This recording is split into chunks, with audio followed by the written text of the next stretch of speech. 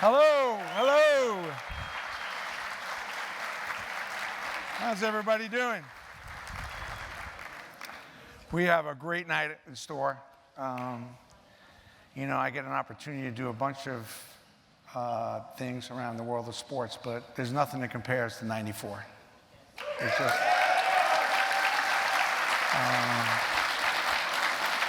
and it was really, I was one of those guys who sat in that garden in the 70s, in the 80s, 54 years waiting by my TV. Every possible thing that can go wrong did for a long time, if you remember those days. And then Messier, he came, and it all started coming together. So we're going to have a great night. We're really blessed, and thank you for all coming. I know it's a Friday night, and we all know in a couple hours, which we'll make sure we have everything all organized so that this will be, everybody will get to meet, take the photos, our Q&As, and you'll be able to watch the game, and hopefully we'll continue on and be back in the Garden for Game 6.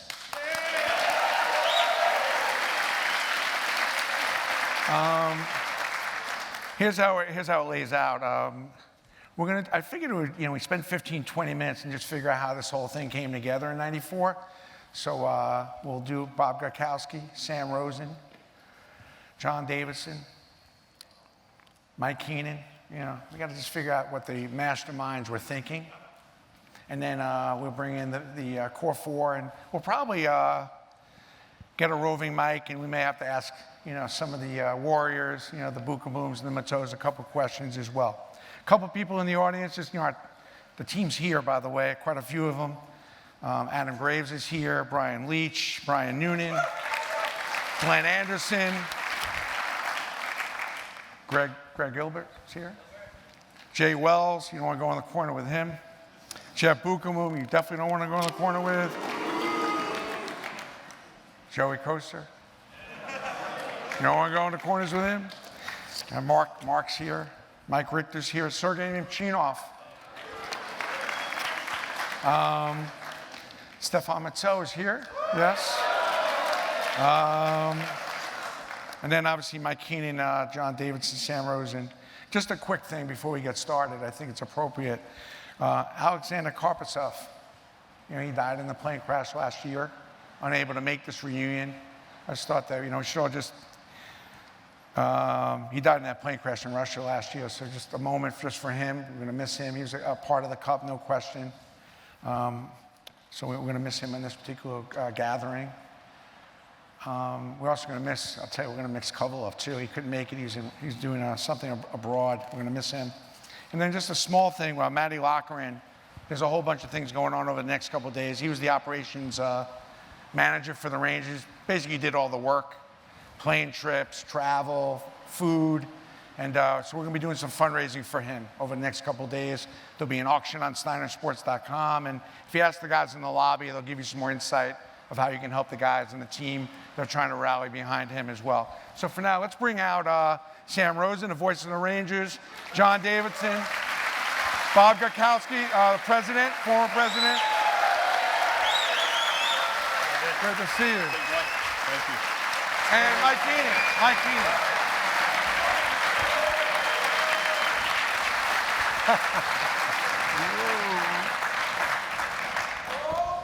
Oh, baby.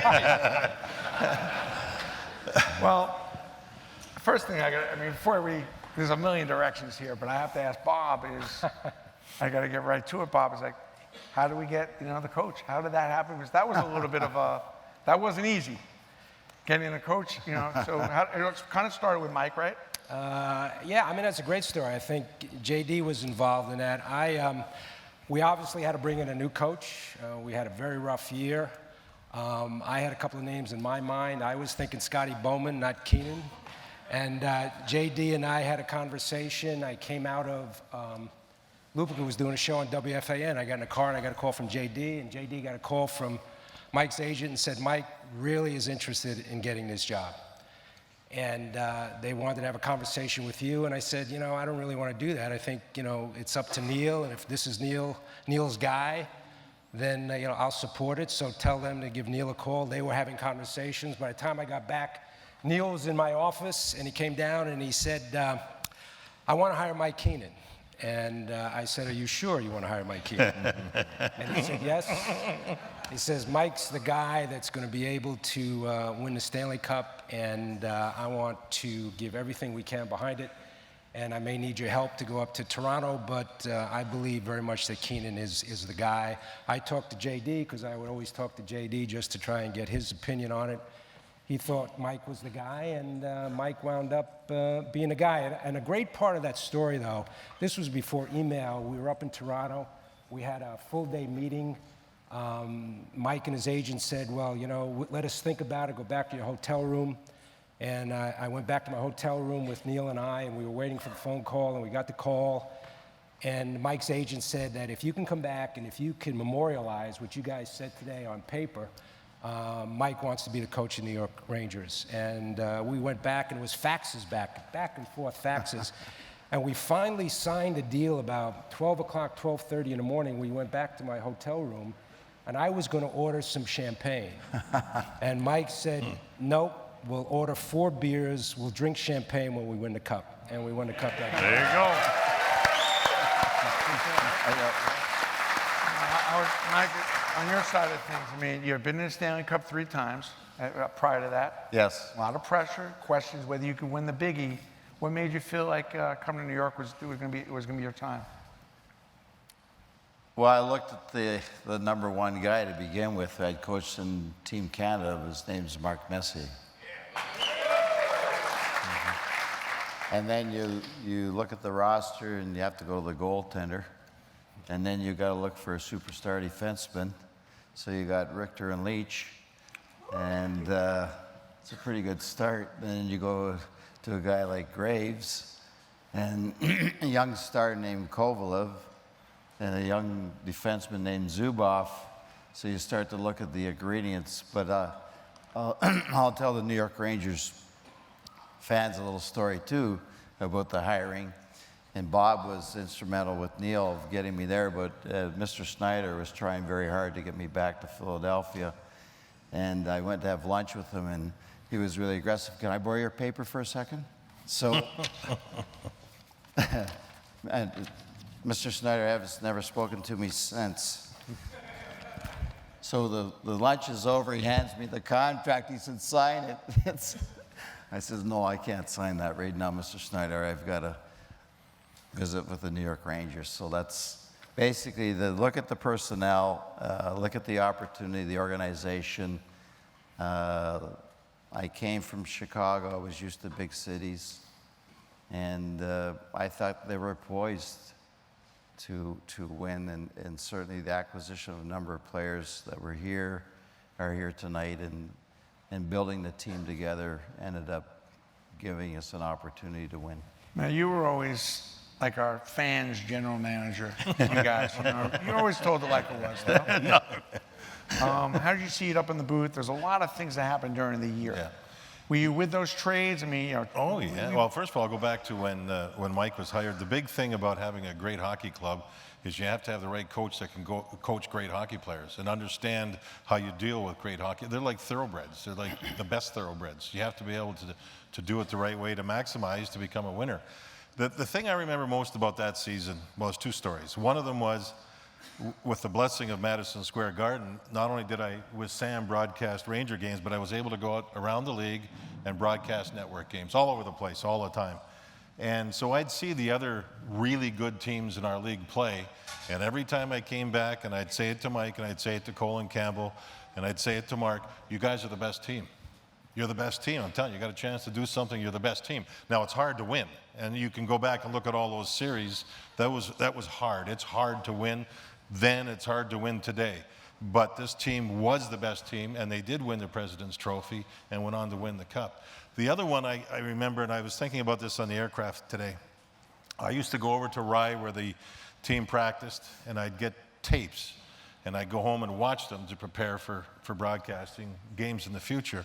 So I go in there one day, and I'm trying to find, I think it was Jerry Deneen, and find the tapes, and Mike says, come here, I want to talk to you. I said, okay, Coach, how are you?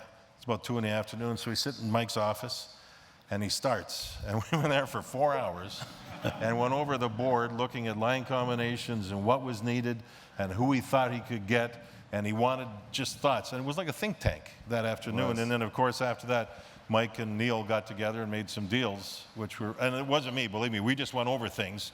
It was Mike and Neil Smith that made the deals, which really helped the team become a over-the-hump team to really go after the championship. It was quite an experience. So the net is you traded Patrick. No. Just want to make sure I got that straight.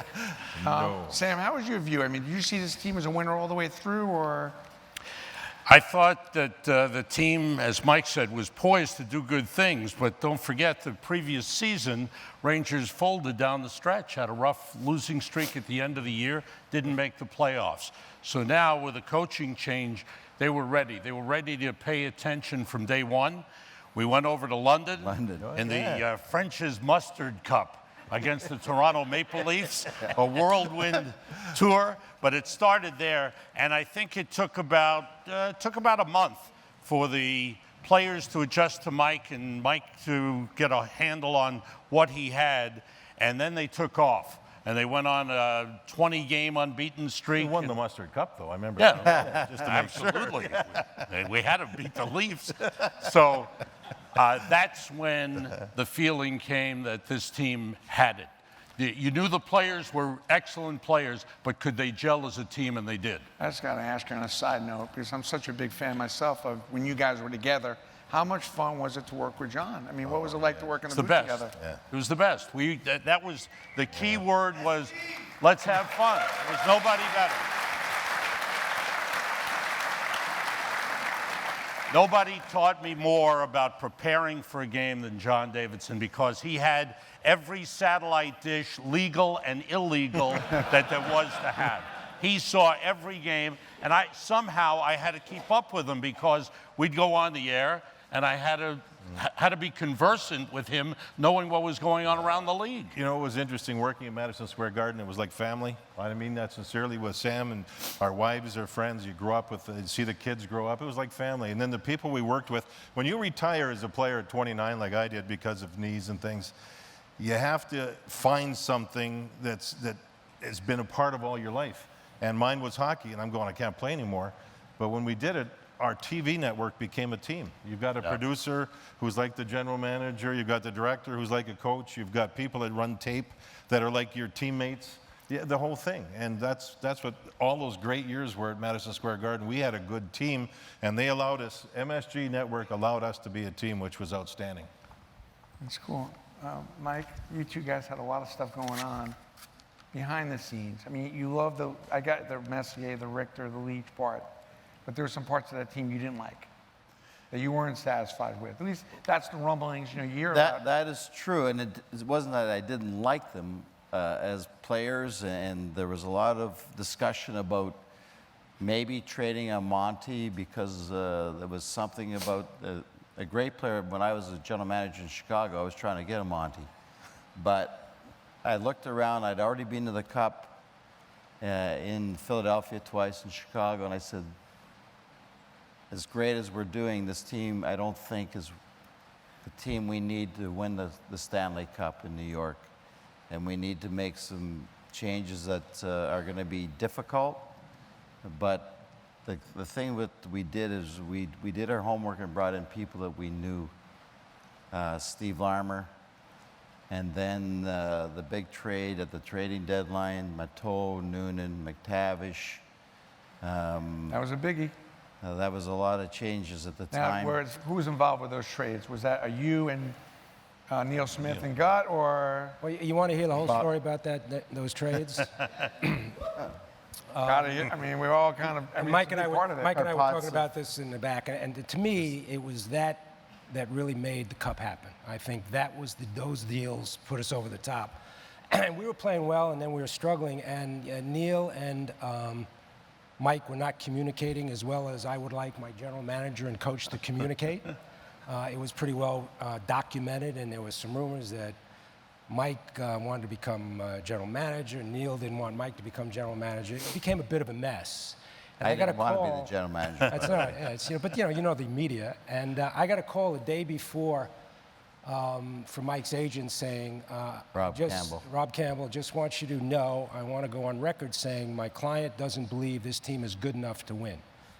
and he's having trouble communicating with his general manager, and he just wants you to be aware of that. I said, okay, thank you. Have him in my office tomorrow at 10 o'clock in the morning, and we're all going to get together. And I saw Neil that night and said, Neil, I'd like you in my office at 10 o'clock in the morning. We're going to have a meeting, you, me, and Mike, and we're going to figure out what we have to do. And we started the meeting, and I basically set the record straight, saying, Mike, you're the coach. Neil, you're the general manager. You guys are going to communicate. We have to figure out what we have to do here to win the cup. And Mike said a fascinating thing to me. He said, I'm like a baker. He said, I know if I need a little bit of more sugar in the icing, what it's going to take. And I said, well, that's wonderful, but if Neil doesn't know you need sugar, how's he going to go out and get the sugar? So they started having this conversation and went back and forth, and I got up and I left about an hour into it. Went back to my office, and about 3 hours later, Neil opened up the door and said, man, that was terrific. I don't know if that was going to work, but that was terrific, and Mike and I are on the same page, and 24 hours later, they went out and made the trades together. That I called JD and said, what do you think? And he said, I think it's terrific. And that was the deal. Because of that meeting, got us over the top, and I think that's why, a big reason why we won the cup. It was. Yeah.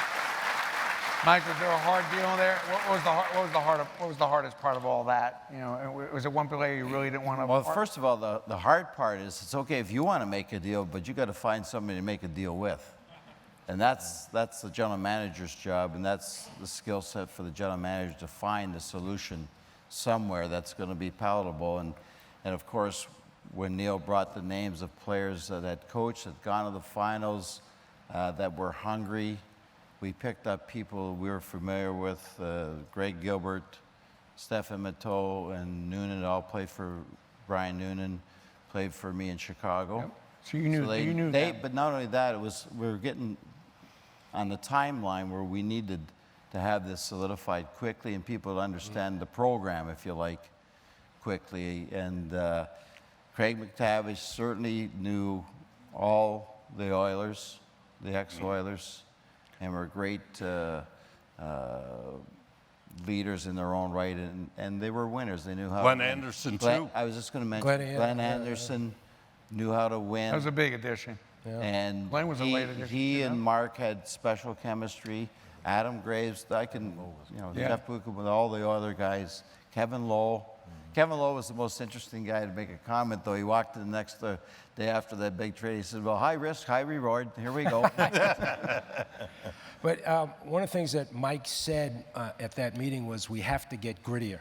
We're not gritty enough. And he said, you're going to get seduced like you were in '92 if you don't get more grit.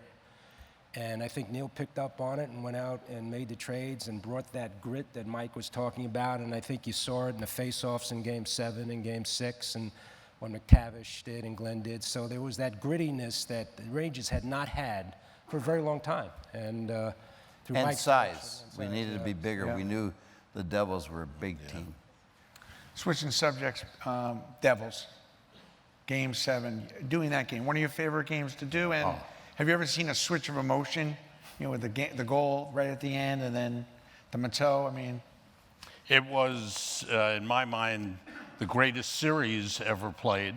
Yeah, the most exciting and most emotionally rewarding series was Vancouver and winning the Stanley Cup. But the series against the Devils was just the greatest. You had 3 double overtime games.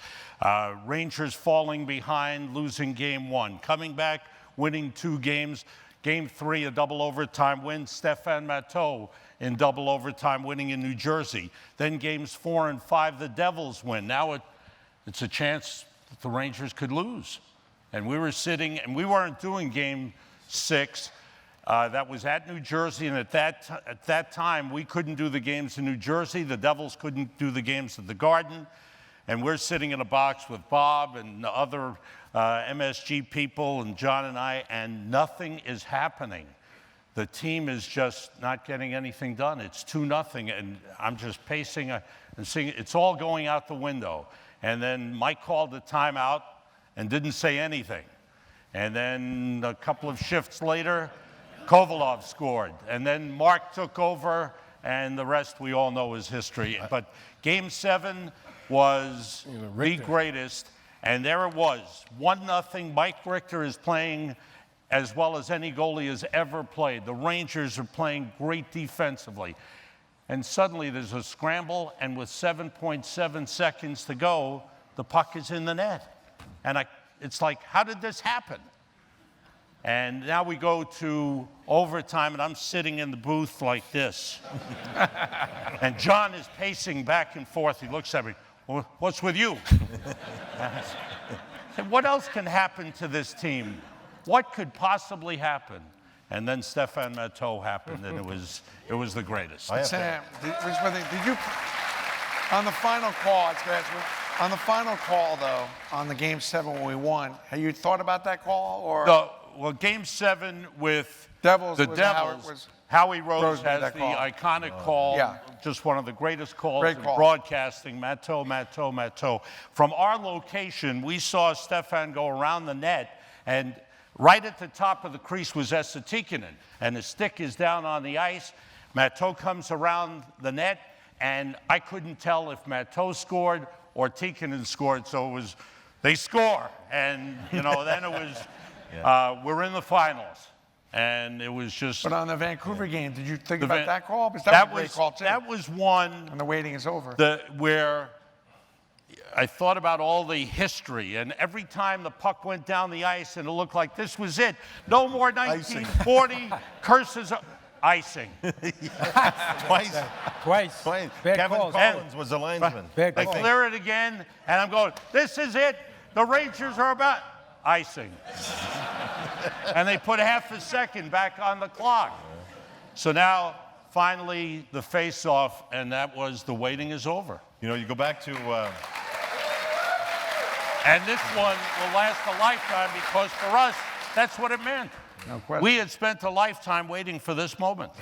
The Game 6 of the Devils series, and it's not only was Mike Richter a great goaltender for the Rangers, he was one of the great goaltenders to ever play. Game 6, he gave the team a chance.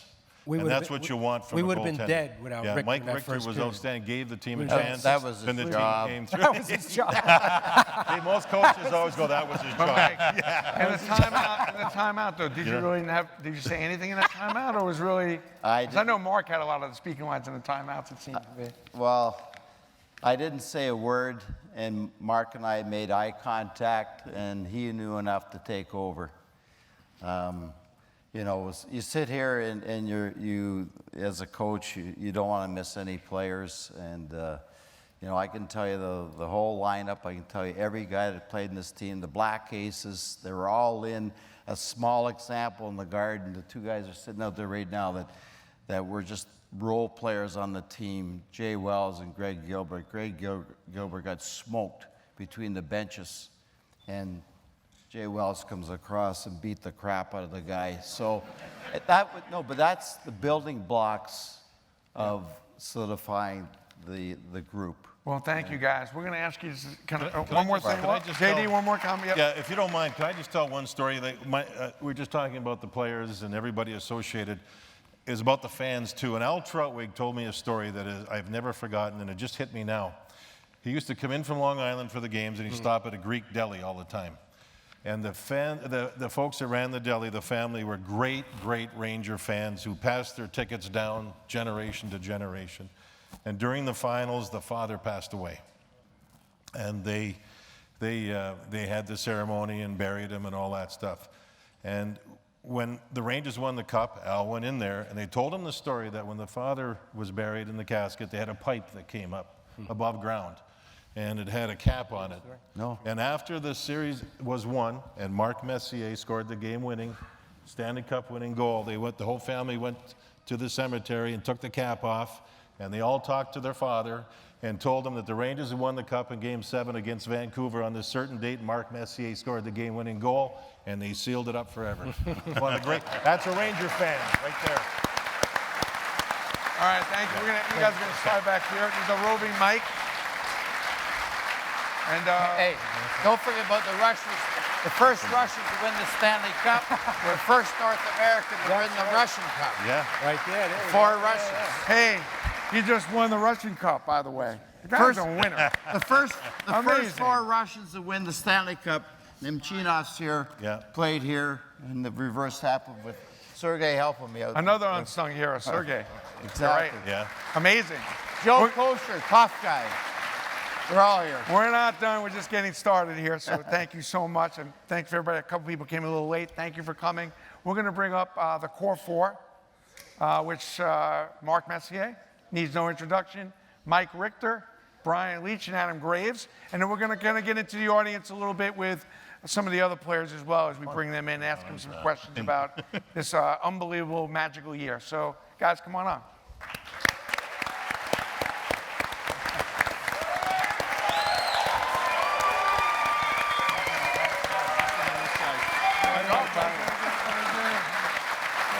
Mark, you sit next to Brandon.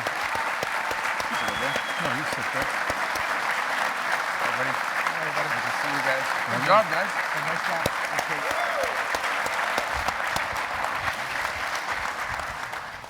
I guess you guys are feeling fortunate you didn't get traded, but everybody was kind of, Yeah, no kidding. but it's an honor and a pleasure. You guys, besides the cup, which is always a standout, but you guys are such standouts off the ice.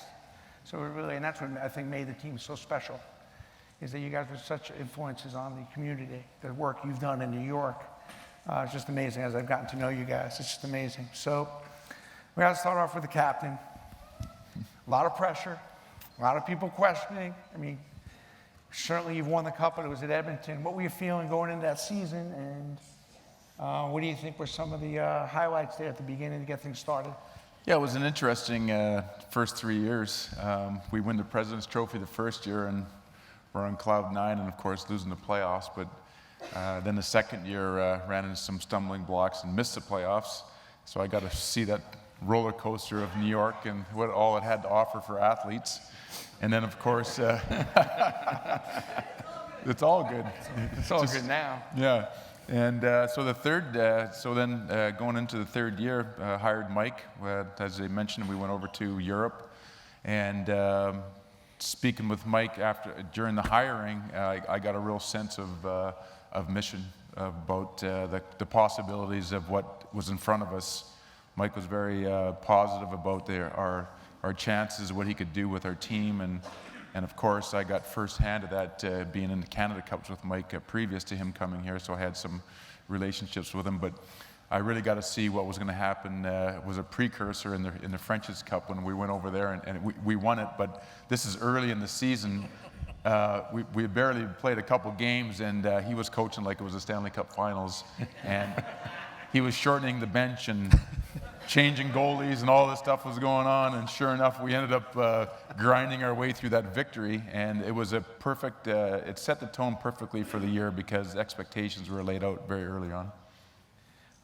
Brian, you were kind of certainly a cornerstone there. You had a great relationship with Mark. Tell us about that relationship. How much of an effect did Mark have on your game?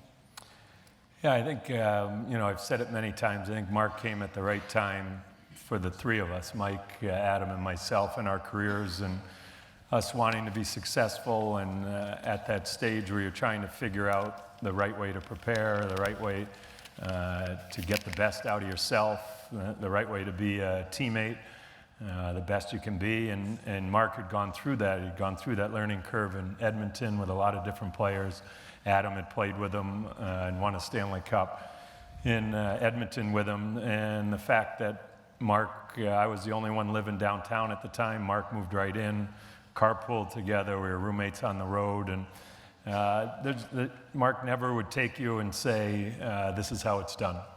You know, he lived his life and the way he was as a captain and as a player by example, and the way he went about his activities every day and his interactions with other players. So it was just great timing for me. Our personalities meshed.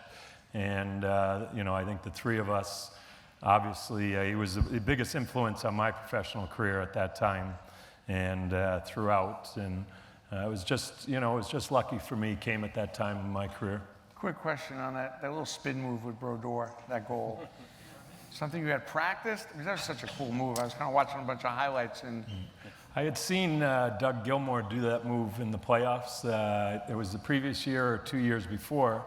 And as a defenseman, you know, when you're in that position chasing a forward, you always think, don't let the net cut you off and get out of body position. And the fact he did that, you know, as a defenseman, I was like, wow, I wouldn't have been ready for that. And so I always just kept it in the back of my head. Guerin had me cut off going to the net, and I said, this is the time to do it. I'd never tried it before. So I did it, and I remember seeing the puck go between Brodeur's legs. I said, I can't believe that just worked. Is that what you thought? Yeah. Wow, that's crazy. Mike, I mean, did you ever think after game 5, you're down 3-2, you're going to New Jersey, was there a negative thought in your brain at all that maybe it's just not going to work out? No, not really. You know, honestly, I can remember we were staying at a little hotel in Westchester, and that morning the door opened up. Mike Keenan's face right there. We just looked at each other, heading down to the bus, and just started laughing. You know, there's nothing else to say or do. Just go out and play. And we've been prepared for that, you know, the whole year and really all your life. We felt we were a better team. It's not a bad feeling to say, all right, you lost, but we haven't played our best yet. You know, we can play a little bit better. And we felt we just play our best and things will take care of itself. That's not to say that we wanted to be in that position, but you know, it's a great team you're playing. It's the second best team in the NHL that year, and they weren't going to give up an inch. So going into that, it was kind of exciting, and you know, you felt once you got through that game, you're very close to being eliminated. And you see that now with LA, you see that with the Rangers after being down those series. You're very tough to kill after that. When you had Buka Bloom and Leetch in front of you, was that kind of like a nice little comfortable feeling for you? Oh, or? that was a very comfortable feeling. I hid long and hard behind those two. Quite literally with Book. No, look, these guys are just tremendous players. And as we said from the get-go, this is just a great family. Everybody played for each other.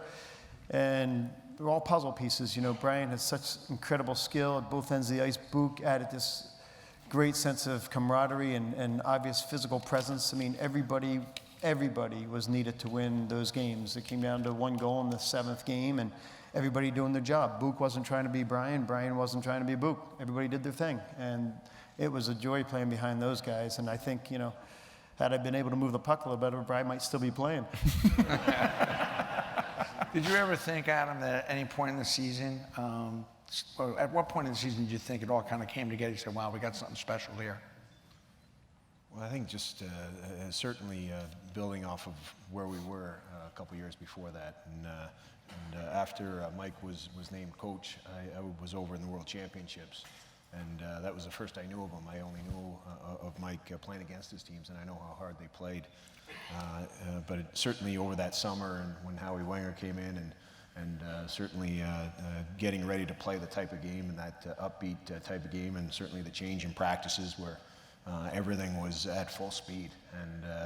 And I knew that with the leadership that we had, of course, and the team that we had, and the way we started, and the Garden became a place that you didn't want to come into. I think in that particular season we went 16 games at the Garden, but in a lot of those games, and I said that from the start of the season, we won those games in the first 10 minutes of the game because we'd be up by 1 or 2 goals, and we'd overwhelm the other team and get them back on their heels. And I think as you grow, there's adversity in any season, and I think that we always found a way to endure through that adversity and come out on top. And it was one of those things where it wasn't just 1 or 2 guys. It was collectively as a group, and I think as we grew as a group, that was as close a team as I've ever played on, and I think it starts there, and you feel it now after all this time coming back. Although we look at each other and we look maybe a little bit older, you don't miss a beat, and it takes you right back to the last time you saw each other, and that's a special part. Mark, some of the unsung heroes on that team, like Alexei Kovalov, like how great was it playing? You know, that was obviously a great player, but you got a really young Alexei Kovalov. Who are some of the unsung heroes, and what are components that maybe? I think you can go down the lineup. You know, obviously, as Gravy just said, it was collectively we were a very balanced team. We had a little bit of everything. We could beat you in the alleys and we could beat you in the streets, and that's always a nice feeling.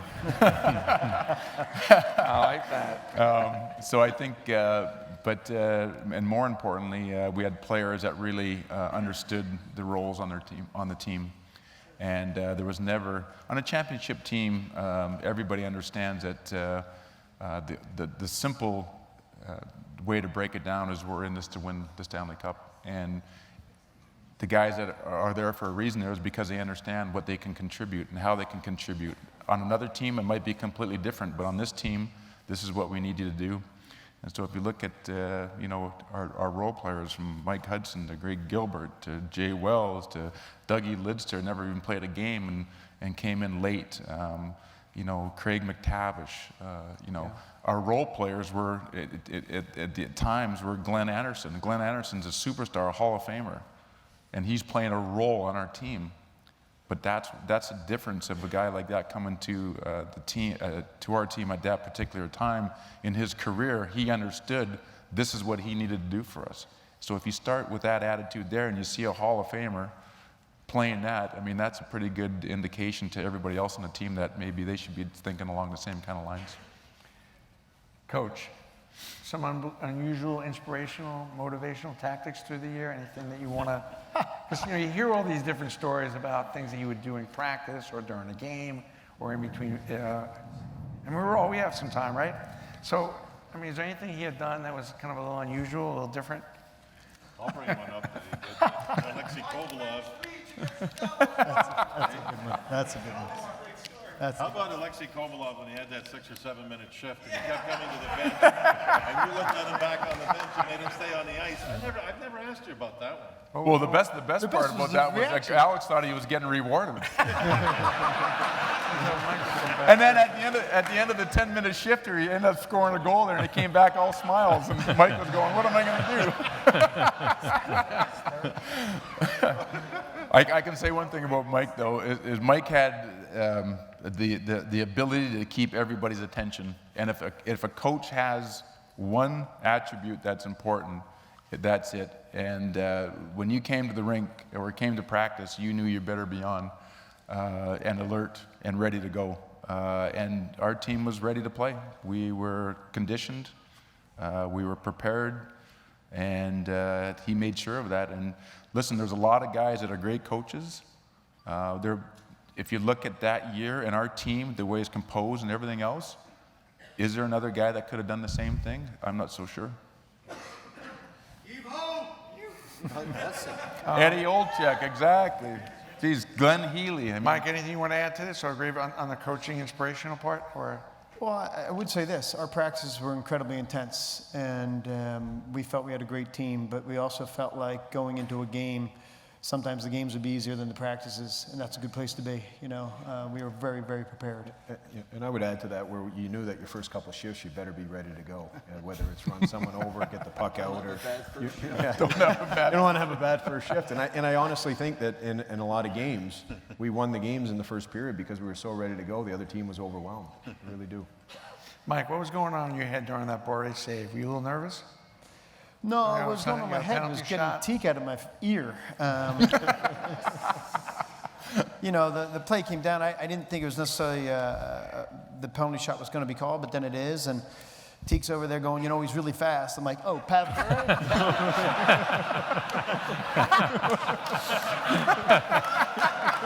Play with this guy in Finland or something? I haven't heard of him.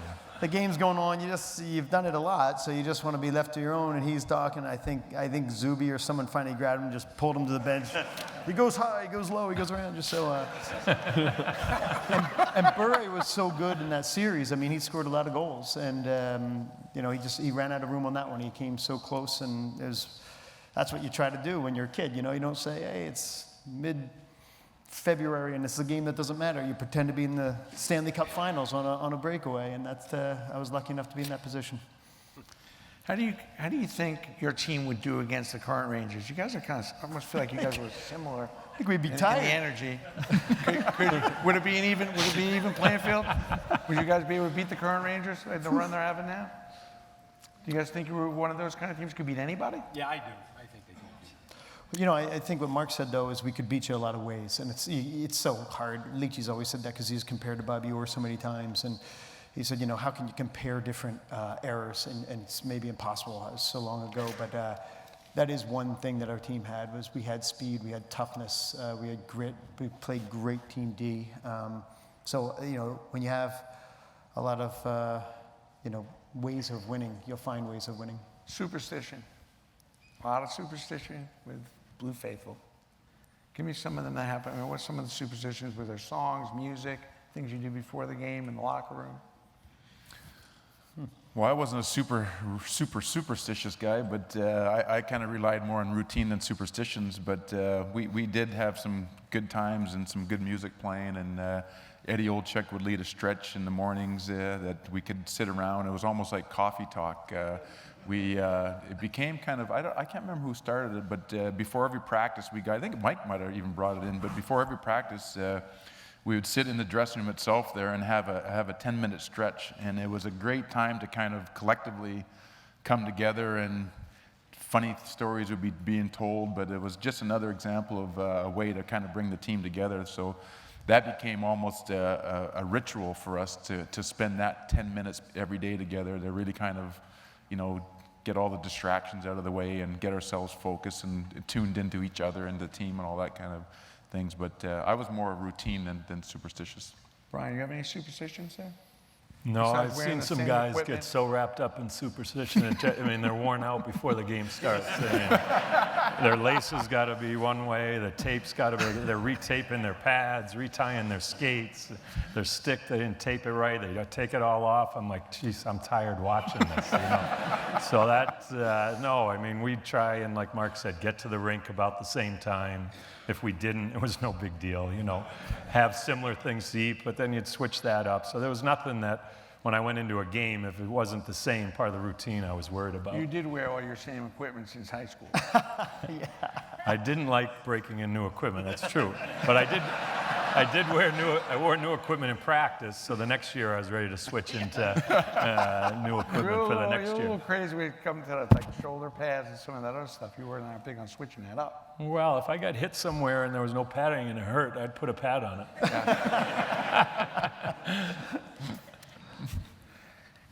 How do you compare this team? You played on a couple Stanley Cup teams. You played on Oilers one. Was it the same kind of vibe, or what was the difference? Well, I just have to add to this just a little bit, Yeah. though, because the one thing that resonates with all of us is how much fun we had playing the game that year. And we talk about those stretches. That might have been the funniest 10 minutes of everyone's day every day. When we talk about having kippers dancing around the dressing room, singing Brandy to everyone, to Heels, one of the funniest men to ever play the game, and of course Mike. And Why was Healy so funny? What was he? Heels, Look at him. He's just a funny guy. But that group of guys, there was really a lot of sharp tongues and guys that had a great sense of humor, and you didn't want to be late for stretch, not because you were worried about being late, you just didn't want to miss anything, because it was so much And Gravy so and I much fun. sat next to each other, and we wouldn't say a word. We just look at each other, shaking our head, because guys couldn't be quiet. We had a group of them that would just talk the whole time and bring someone else into it. So there'd be guys coming in that wouldn't say much, and Nemchinov was like you and I, Gravy, we'd bring him in. Sarge would be like, oh, he'd put his head down, just shake. He'd look at Ricky and go, oh, Ricky. Yeah, no kidding. Heels had such a good delivery. If I had something stupid to say, I'd whisper to him. He'd throw it out there. Place would explode. So he's doing the right thing now. He's a great man.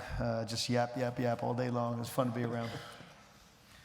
I was going to ask you on going back to the devil thing on the guarantee. I've asked you about this, but you regret doing that? Was that something that you thought a bunch about, or just kind of?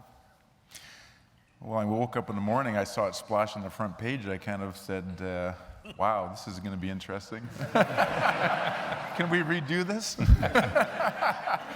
No, honestly, the intention, and I've told the story, I'm sure everybody here has heard it over 20 years a number of times, but the intention was to show the confidence that I've had in the team all year long, and that to know that in my heart of hearts, as Ricky had mentioned, that we really believed we could go in there and win that game. And I think we all did really believe it, but as a captain, you're always monitoring the psyche of your team and the confidence level of your team, not only as a group, but as individuals, and making sure everybody's okay and in that regard. And it was just one of those times where we had lost momentum. We weren't playing poorly, but we were playing against a team that was playing unbelievable. And we needed to find a way to raise our level of play. And I believed we could, and I believe we had the talent, and I believe we had the heart and courage to do that. And it was just a way to kind of, you know, that last minute kind of, come on, we can do this kind of thing. And fortunately enough, Ricky saved us to put us in the position. Between the first and second period, you go in the locker room. Do you say anything? Were you a talker in between periods? Yeah, I think, you know, but, you know, we expected, and I think on a championship team, everybody's expected to lead. Everybody's encouraged to lead. Everybody's expected to talk and to say. I remember Jay Wells standing up in the middle of the dressing room and slamming his stick against the middle Gatorade table, and Gatorade flying everywhere. And so everybody had their moments of that they needed to exert their presence or their ideas. But you know, I think at that particular time, the talking was basically done. We needed to find a way to execute. It was about execution at that point. And again, we knew the Devils were going to come out and push hard early. We needed to kind of survive it, and sure enough, they did. We thanks to Mike, we got through it to the best of our abilities until Kovalov scored that game-changing goal at the end of the second period there to change the psyche and the momentum completely around. It became, now we're the hunted. They tried to hang on, and the tables turned, and we were the aggressors, and we were able to change the tide of that game. We have Matteau here. Is Matteau here? Yeah, he's here. Stefan, do you have a microphone over there by chance? I just got to ask you what was going on during that period when you scored that goal. There you are.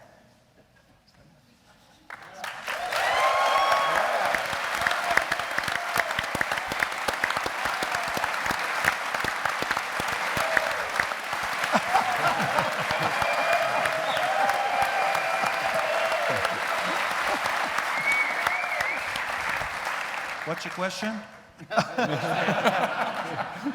What were you thinking? I mean, were you thinking that wraparound was the way to go? Did you have that in your mind all the way, or what was going on in your mind during that? Well, before I scored, everybody knows I had a routine. I always put my left skate first, my right skate first, and I was one of those nervous people around the dressing room. So I was in the dressing room alone, and I was alone with Eddie Olczyk, and he touched my stick for Game 3 when I scored the second overtime.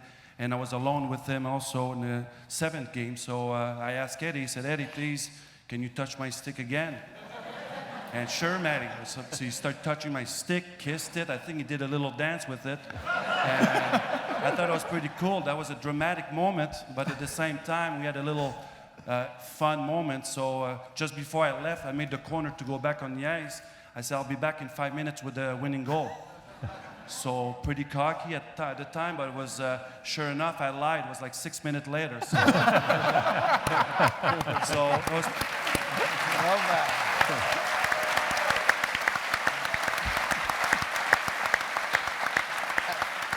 But if I planned a wraparound, of course not. Whoever watched the tape, I watched it a few times the last 20 years, that I must have get hooked like 3 times by Niedermayer. So I didn't plan to do anything. I just, all right, they hooked me. He's hooking me right now. I'm gonna put the puck in front. And I thought Tikkanen scored, which at the time I didn't care, because I'm going to the Stanley Cup finals, and I give the chance to the team to win the Stanley Cup. So, but I'm glad I did so 20 years later.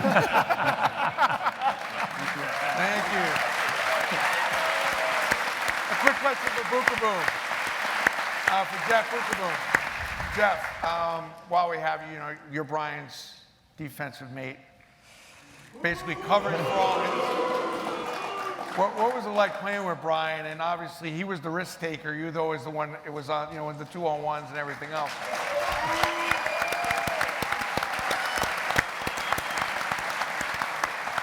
Well, he had to be a risk taker. He had to play with me. So, well, what can I say about these guys and the guys up there? It was the time of our lives. Being in New York, being the toast of the town. Obviously, the Knicks were going through their run at the same time. But, the emotions that you look back upon this dream or season of ours is special, and it's special to be able to share with everyone, obviously, in this room and past this room. And, you know, Mark and I have been through so much, hockey-wise and off the ice. I got hired coach in Hartford, and I was telling Mark this story, and I go into Hartford to look for a house, and they put me up in this hotel at the Hilton. And I was telling Andy about this story the other day, and I remember Andy and Mess, for some reason, weren't getting along that year very well in Edmonton, and me and Kevin were roommates, and one night around midnight, the door comes flying open, Mark comes in, and he's giggling, and he picks up Kevin in his bed and throws it over against a wall with Kevin in it. And then next thing you know, him and Andy are wrestling, and before you know it, they're fighting all the way down the hall. But that's the way we were. Like, 1 minute we were just beating on each other. I remember Andy got mad at me once in a while in practice. He called me a big dumb farmer for hitting him with a shot or something. But you know, and then there's Andy causing the crap in the corner. I have to go in and stick up for him, but I'd do it 100 times and do it another 100 times if I could for him. That's just the way we were. And all these guys, like you said, you know, we went through the hockey wars together, and it was pretty special. Thank you.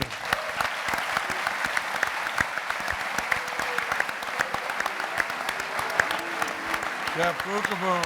Yeah, I love him. Back to you, Mike, for a second. Did you ever think, after, you know, that little goal trickled in at the end of game 7 against the Devils, did you think, no biggie, we'll get it back in overtime, or was that, what was your mindset there? I think I was I just remember the Garden was just stunned. Yeah, we were kind of stunned. Ask the too. referee what he felt. Yeah, I think I was trying to Did you feel that was the right thing? Were you interfered with, or? No, I was just mad I let in a goal. So I was yelling at the ref. What happened was, right before that, the game's winding down, and I made a save and tried to play it, and it was a very quick whistle, which is significant because now they get another stoppage of play, face off in our zone, and they can set up. And the next time I got possession of the puck was when Zelapukin had it out front. Pass came careening out from the corner. I made a save. I thought it was under the pad. I thought it was out of the ref's view. Whack once, whack twice. It seemed like forever that he waited to blow the whistle. And then, of course, it comes loose and he puts it in. I'm thinking, you know, one or the other. It's either a slower whistle in the beginning, more time gets off, or do a quick whistle when you miss it, or, you know, when you don't see it anymore. So, you know, that was my explanation, but I was just upset it went in. I did think that I had the puck in my own possession, and I thought the ref would have blown the whistle as consistently as the first time he would have blown it. But, you know, that magnificent goal by Leetch, 1-0, Game 7 shutout is all gone. The big thing is the momentum just shifted, and now, you know, the Devils have a quiet arena. We don't know what we're doing, and we walk in the locker room, and there's broken sticks and everything else, and there's, as Mark said, there's no speeches to be given now. You just have to go out and play, but it's a big, you have to turn that 180 right now. And I remember one thing that was said, Kevin Lowe, who was just, you know, just an incredible professional, and he'd been through so many wars in Edmonton. You know, nobody's saying a word, and we are all stunned, just as the Garden is. And he said, hey, man, if it wasn't hard, it wouldn't be, you know, it wouldn't be worth it if it wasn't so hard. Let's go out and win.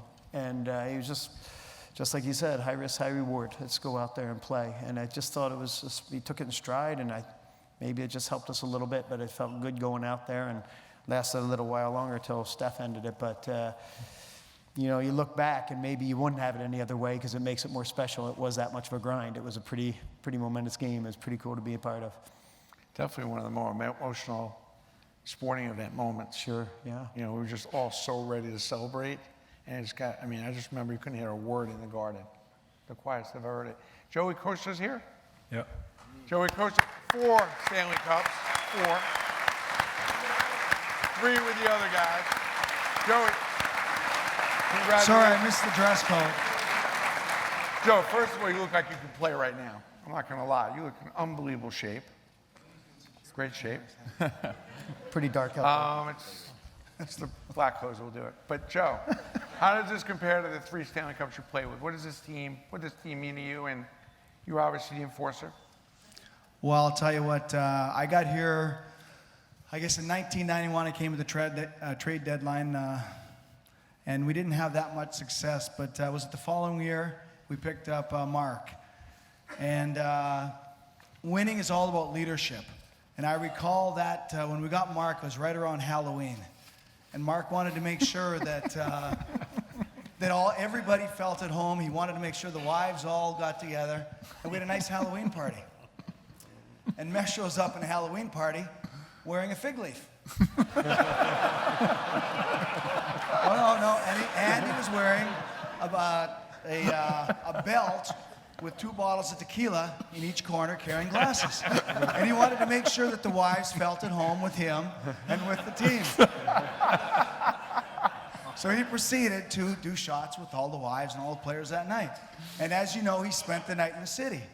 Well, the next morning, he jumps in a cab to come to practice, tells the cab driver to take him to the rink. He falls asleep in the cab.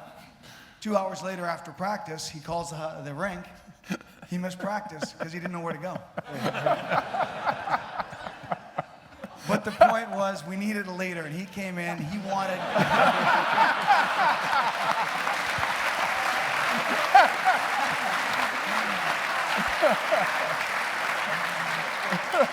He wanted to make sure that the connection there with the leadership and the drinking tequila, but no, the wives and the players and everyone got along, and he just made sure that happened. all right. Sergei Nemchinov is here in the house. Yeah, Sergei.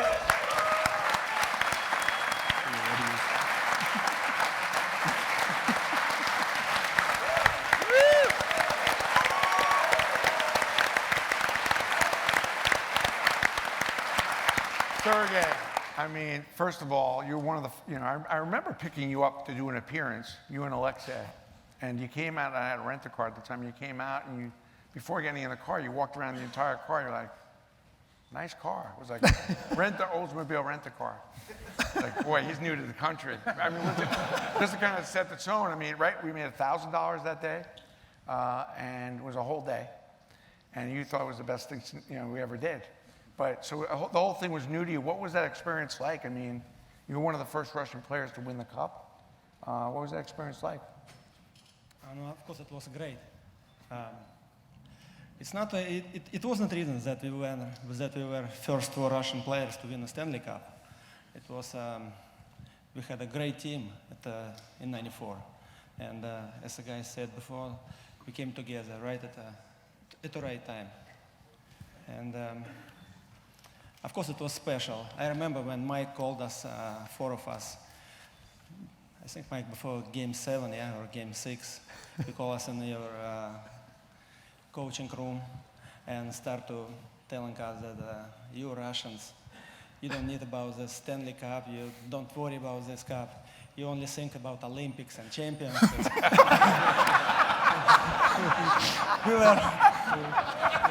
we were standing, 4 of us, like, yeah.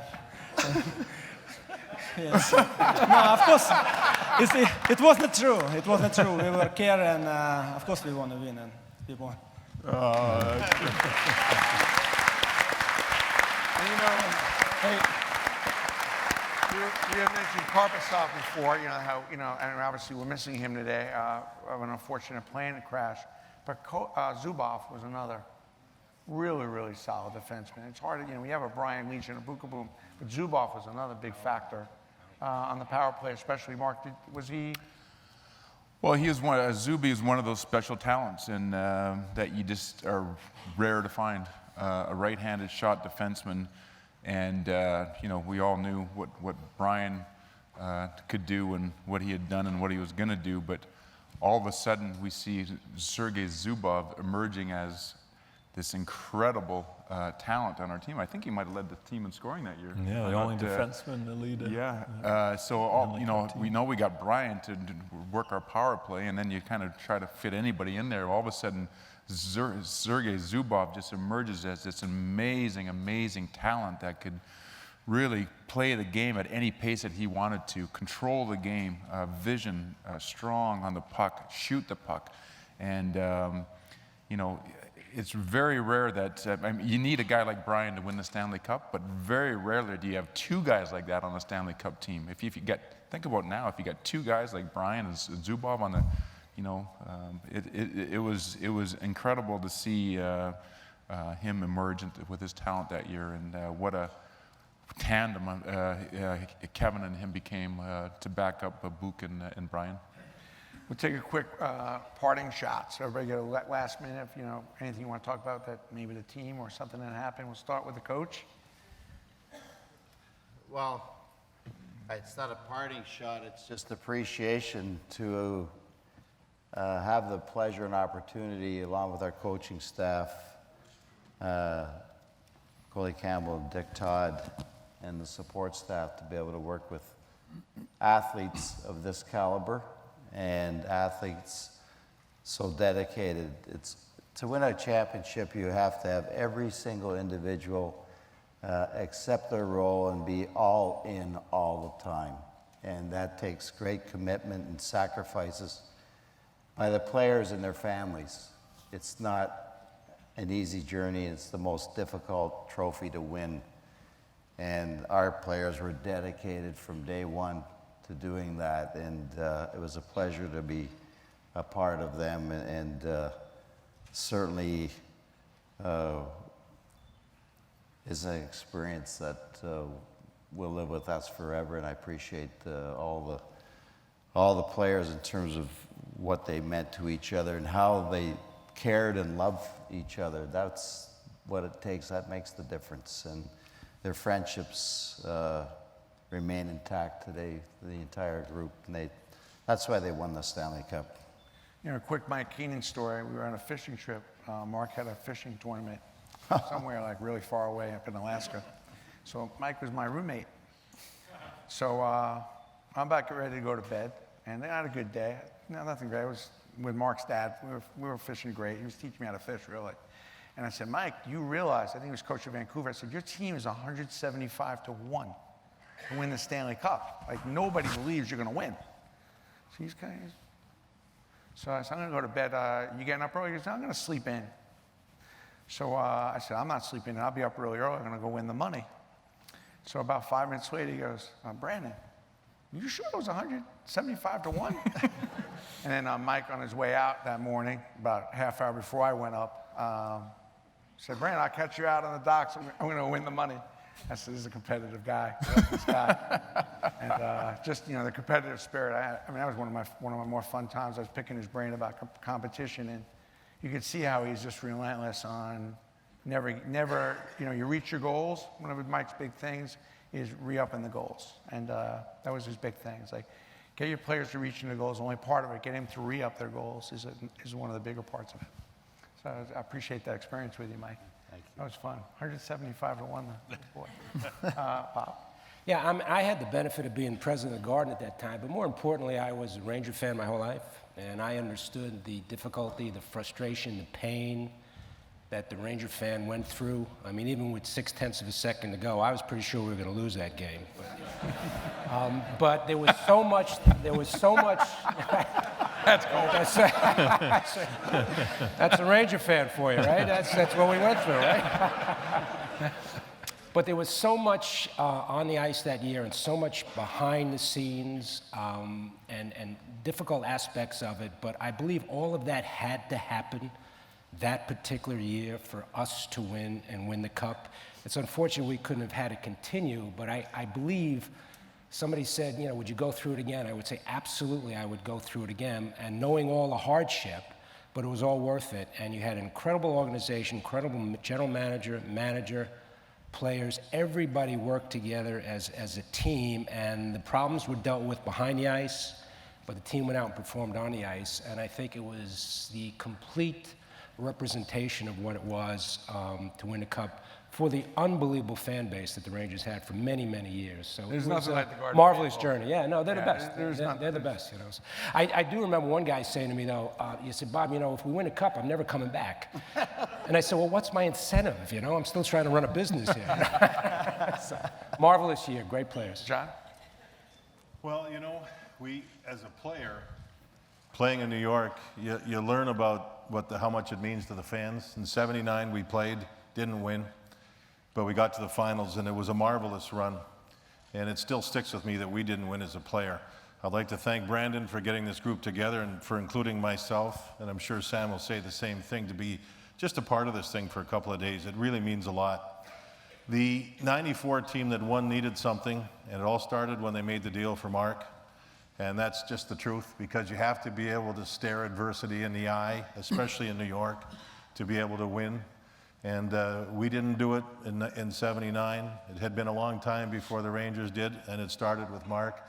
And every player on that team knew their seat on the bus. And when you know your seat on the bus, you're doing your part, and you stick up for each other and you pull for each other. That was one of the greatest years of my life, being a broadcaster of the New York Rangers. And I can still remember those last damn icings, Sam. My leg was going. I couldn't stop my leg. It was just going. And finally they won, and I sat back and just watched. Now, if you ever take a chance, and you'll see dedication of players, look at the photo of when the buzzer sounded and the players are jumping in the air. Steve Larmer is back in the corner, and he's pinning his opposition player, the Canuck player, against the glass. Meanwhile, they're celebrating, and he's still got him pinned against the glass because he wanted to make sure that his guy wasn't going to score. So again, Brandon, thanks for bringing myself and my wife here. That was a year of a lifetime. It really was. Thank you. Agreed. Thank you. Sam.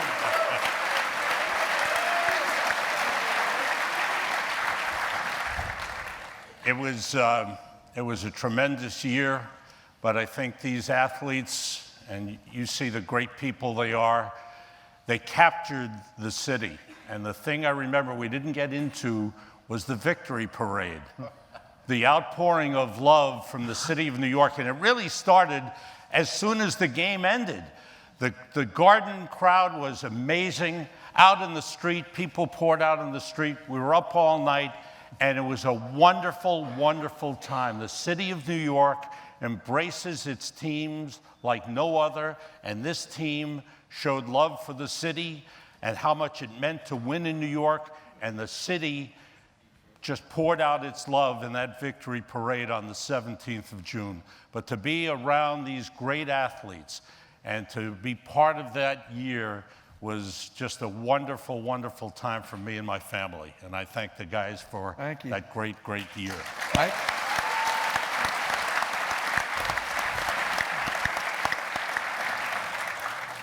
Well, something that stuck with me after we won, Mark had said, I think it might have been the morning of the parade, we'd have a meeting, you have a picture with the cup and a bunch of things. He said, hey guys, just make sure you take care of the stick guys and the locker room attendants and everybody that's associated with this, because you're pretty full of yourself. You just won and you're up late a few nights, so you might have a few things slip through the cracks. And he said, Mark had been through this a few times himself. He said, make sure let's make sure they're taken care of. They're as much a part of this victory as every single one of you here. And I thought that was so impressive to hear, but I think thinking back on that, even years later, it's very, very true about this team. I mean, I could stay here all night and listen to this, but I mean, these guys, they're all our family now. And I think of the first day I met Sergei and his wife, and everybody had a role to play. Everybody had a role to play, from the guy that was, giving you a sandwich coming into the Garden to, the best player on the team. Everybody contributed some way to that victory, including, of course, the fans. But I just think of all those little puzzle pieces, all the cliches that you always talk about with a team. This team had it. Everybody contributed that. Those funny times that we had in the locker room stretching mattered. And that's what I remember is everybody now is, such great friends, but they all contributed one way or another. And it was just awesome to be part of. Gravy?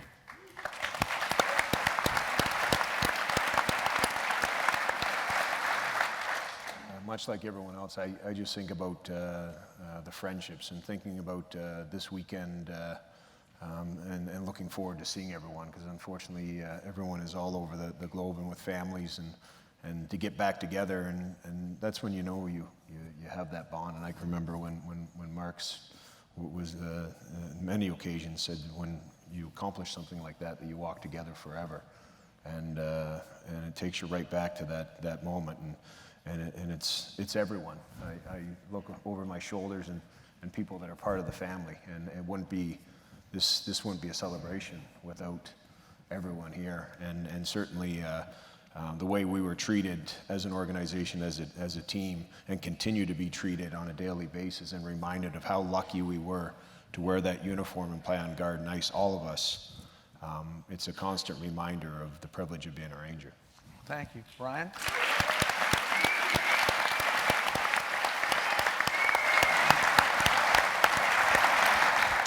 Well, I guess just for me, I just feel really very grateful.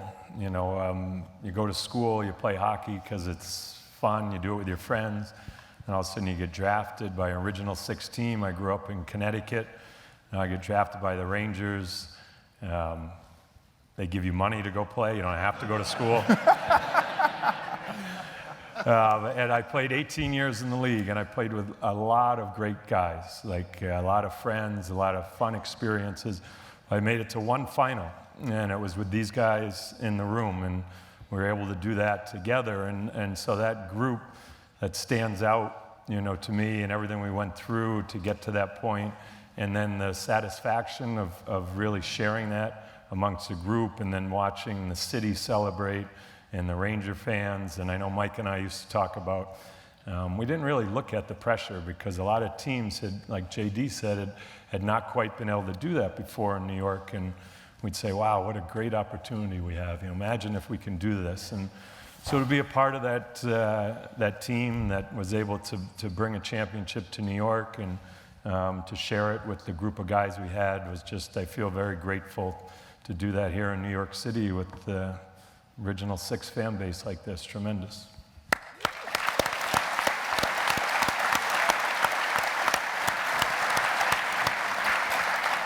I've been trying to figure out a way to articulate all this for 20 years, and I still can't do it. The complexities are incredible of what it takes, and there's an old saying, it takes a village to raise a child.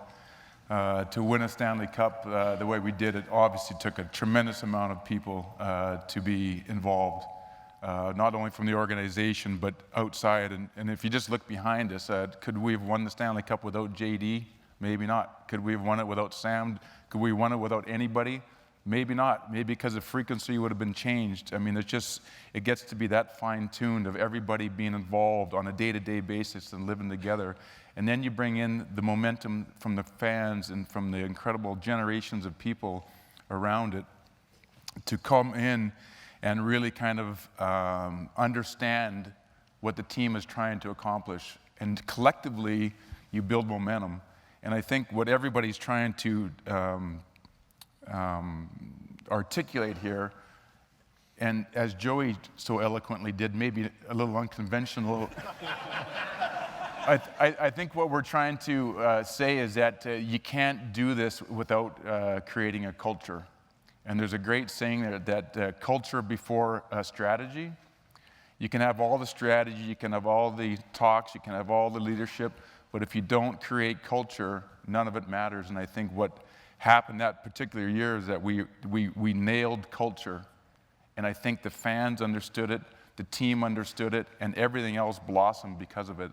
And here we sit 20 years later, still trying to tell the story, and so many different stories, and it's forever.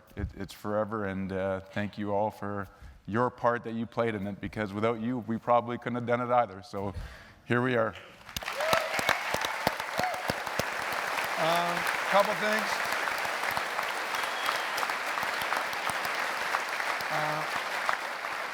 There are some people streaming in, watching us through Facebook or Steinersports.com or even 92nd Street Y for sure.